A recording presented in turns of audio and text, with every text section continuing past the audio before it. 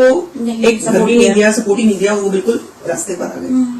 वो तो एक बड़ी चीज है जो आपको खबर के रूप में दिखती है, लेकिन क्या ऐसे बहुत सारे ऐसे घर हैं जहां अगर आप जाकर देखो तो हस्बैंड के ना रहने पर वाइफ जो है जहां बहुत अच्छी तरीके से रह रही थी, आज उनकी हालत बहुत बुरी है और शायद उनको एक दवाई के लिए भी 10 बार अपने बच्चों से मांगना पड़ता है। तो मैं कहती हूँ औरत का आत्मसम्मान बहुत बड़ी बड़ी बात है, तो वो जो होना हर लेडी के लिए बहुत जरूरी है। और यहाँ पे हमारा MWPA एक्ट काम आता है। अब आप पूछेंगे MWPA क्या है? MWPA का मतलब है मैरिड वीमेन प्रॉपर्टी एक्ट। अच्छा, ये एक्ट बहुत पहले से था और ये सिर्फ एंड सिर्फ इंश्योरेंस में ही लागू होता है। अच्छा, किसी और प्लान के साथ हम इसको अटैच नहीं कर सकते। दूसरी बात, इसको अटैच करने से कोई पैसा नहीं लगता, zero amount. For an example मैं आपको बताती हूँ, एक बिजनेसमैन है या फिर एक लॉयर है या फिर एक डॉक्टर है या एक नॉर्मल सैलरी पर्सन है, वो अगर MWPA के तहत कोई भी प्लान खरीदता है तो वो जो पैसा होता है वो सिर्फ और सिर्फ उसका बेनिफिशियरी उसकी वाइफ और उसके बच्चे होते हैं। वो पैसा सिर्फ उसकी वाइफ और उसके बच्चों के पास जाएगा।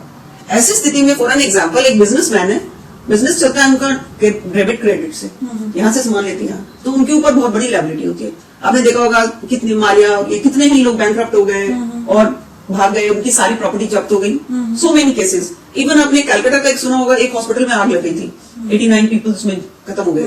तो जो हॉस्पिटल का ओनर था उसको सारा अपनी संपत्ति दे करके गोल्ड, इवन उसके जो पॉलिसी लेते हैं उसका पैसा भी सब कुछ गवर्नमेंट जब्त कर लेती है। लेकिन MWPA एक्ट के साथ अगर आप पॉलिसी लेते हो तो उसमें रखा हुआ पैसा, चाहे वो 20 करोड़ हो या 10 करोड़ हो या लाख हो, वो कोई भी एक्ट उसको टच नहीं कर सकता। अच्छा। क्योंकि ये औरत की संपत्ति थी।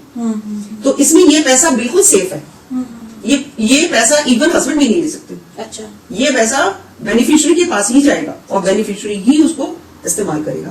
तो ये दो तरीके से काम करता है।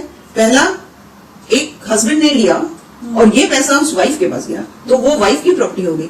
कल को बच्चे रख नहीं रहे हैं, या आपने देखा कई घरों में ऐसा होता है कि फादर के मतलब जो मुखिया नहीं रहा तो बाकी भाई बहन या वो आ जाते हैं प्रॉपर्टी मांगने के लिए, आप उसमें कुछ नहीं कर सकते।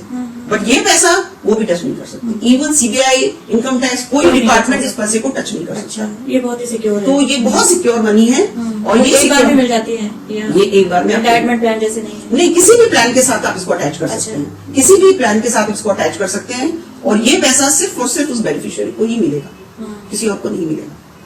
तो मैं कहती हूँ कि एक प्लान में जहां ये पैसा हस्बैंड अपनी वाइफ के लिए दे देते हैं, क्योंकि वो है तो दोनों को ही मिल रहा है, वो वाइफ अपना पैसा कहीं और नहीं खर्च करेगी। But in case any unseen, क्योंकि हस्बैंड को भी चिंता होती है अपने बच्चों और फैमिली की, फाइनेंशियल बर्डन नहीं करता। तो वो वाइफ और बच्चे उनकी लायबिलिटी है, उनको ये सोच होती है। तो उनके ना रहने पर, उनके रहने पर भी अगर वो पैसा वाइफ के पास जाता है तो वो एक सिक्योर मनी है जो कि कोई भी अटैचमेंट उसको टच नहीं कर सकता।